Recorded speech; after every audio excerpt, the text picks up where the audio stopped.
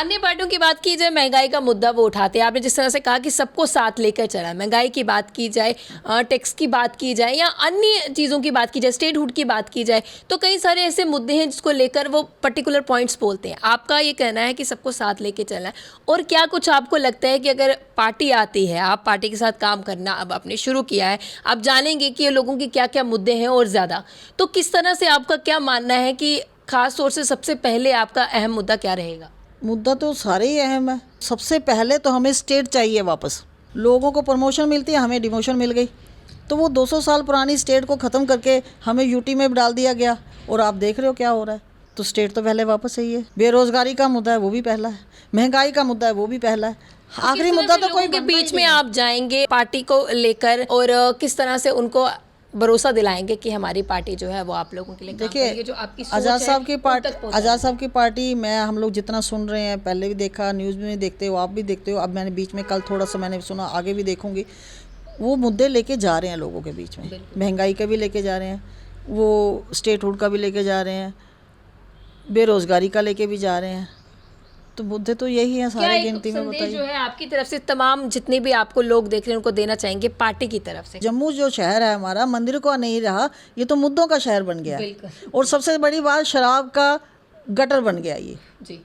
शहर। क्या बोलूँगी, ये गटर बना रहे हैं। शराब के जितनी दुकानें खोली जा रही हैं, मैं ये आपके माध्यम से मैसेज दूंगी, और युवाओं को ये बोलूँगी, उन नौजवानों को ये मैसेज दूंगी जो नशे की लत की तरफ जा रहे हैं, प्लीज़ खुद अपना हिम्मत से स्टेप उठाइए, सारे मिल जाइए।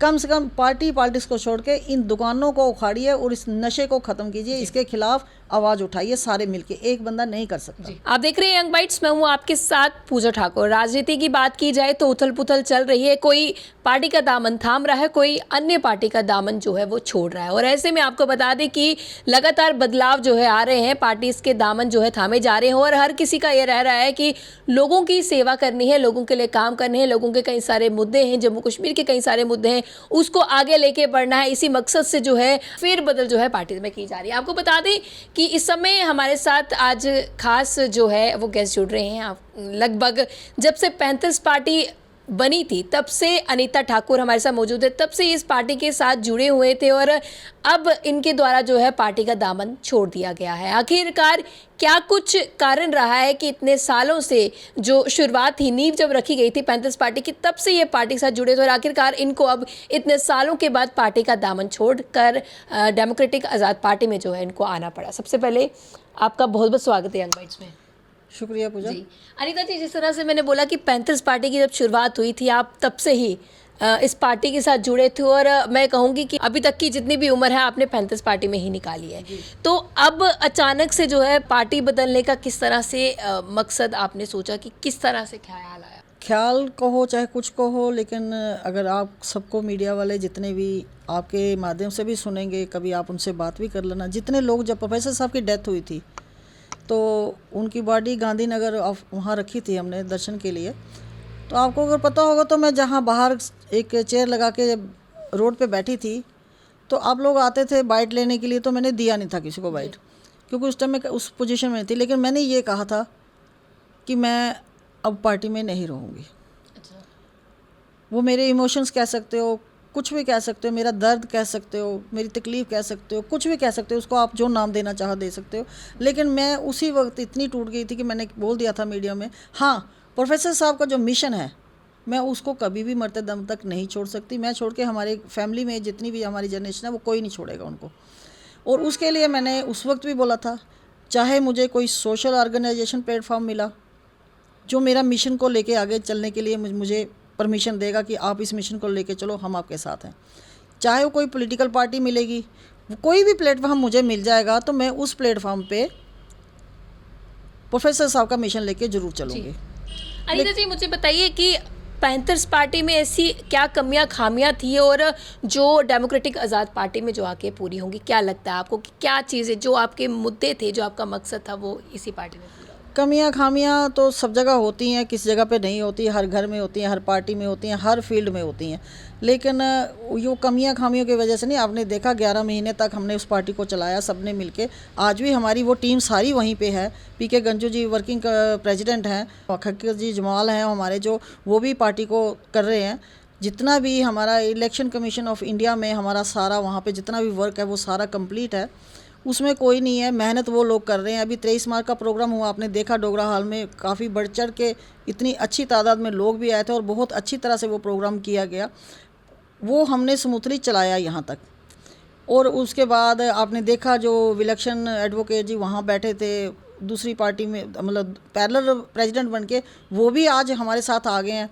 तो उनको प्रेसिडेंट बना दिया गया। वर्किंग प्रेसिडेंट गंजू साहब हैं, बाकी टीम एज इट इज़ चल रही है हमारी। जम्मू कश्मीर, रजौरी, पूंछ के सभी लोग वहाँ पे हैं।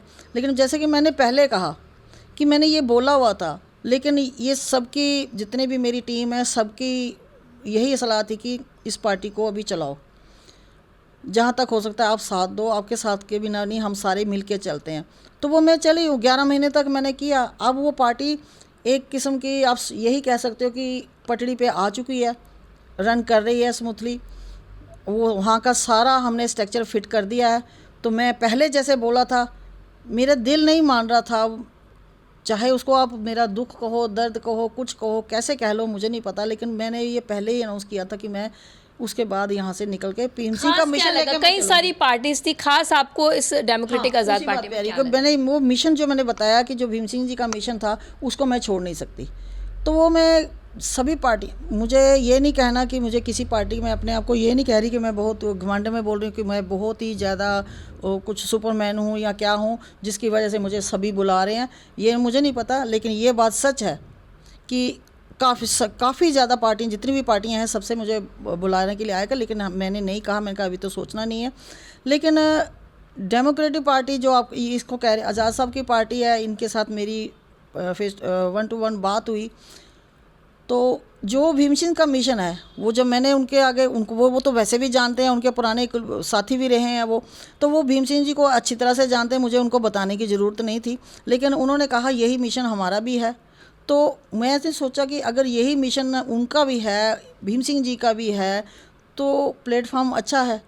तो उस वजह से मैंने वो ऑफ़र जो थी उनकी एक्सेप्ट की और उन्होंने वो जो मान सम्मान दिया, मैं उनकी बड़ी शुक्रगुजार हूँ।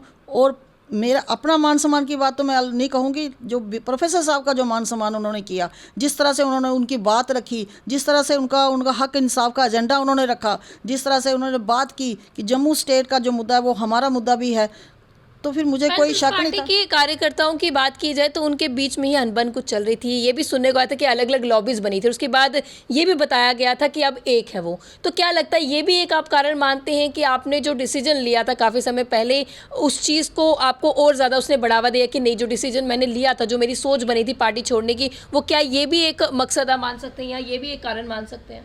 नहीं, पार्टी लॉबी सिस्टम पहले था, उसमें तो हर एक बंदा टूटता है। लेकिन अब सारे इकट्ठे हो गए हैं, जो वर्किंग कमेटी के मेंबर हैं, हमारे सेक्रेटरीट है, वो सारा इकट्ठा है। दूसरी तरफ जो है हर्ष जी का, तो उनके साथ तो वही लोग हैं, टोपियों वाले हैं, वो तो अभी मेंबर भी नहीं है। वो मुझे कहने की ज़रूरत ही नहीं है, वो तो विलक्षण जी ने भी सारा बता दिया। आप जो उस तरफ थे पहले, इस तरफ आके भी उन्होंने बता दिया आपको क्लियर, उनके बारे में उनकी छवि जो आपके सामने क्लियर कर दी। मुझे क्या बोलना है अब। तो ये नहीं, कारण मेरा जाने का कारण वो नहीं है, मैंने अपना कारण आपको पहले ही बताया।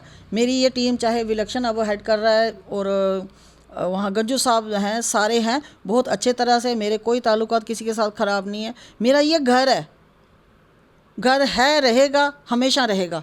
मेरे जितने ये लोग हैं, ये मेरे गंजू साहब है, मेरे चाचा के समान, मेरे बाप के समान है, वो सारे ये जितने भी हैं हकीकत जी हैं, सारे मेरे भाइयों की तरह हैं। मेरी एक फैमिली है, फैमिली को मैं कभी भी, झगड़ा हो सकता है, मनमुटाव हो सकता है, मैं छोड़ नहीं सकती, उस नाते मैंने ऐसे नहीं छोड़ा है। लेकिन हाँ, प्लेटफॉर्म मैंने चेंज किया है। प्लेटफॉर्म चेंज, क्या कुछ मुद्दे आपके हैं, क्या कुछ मुद्दा?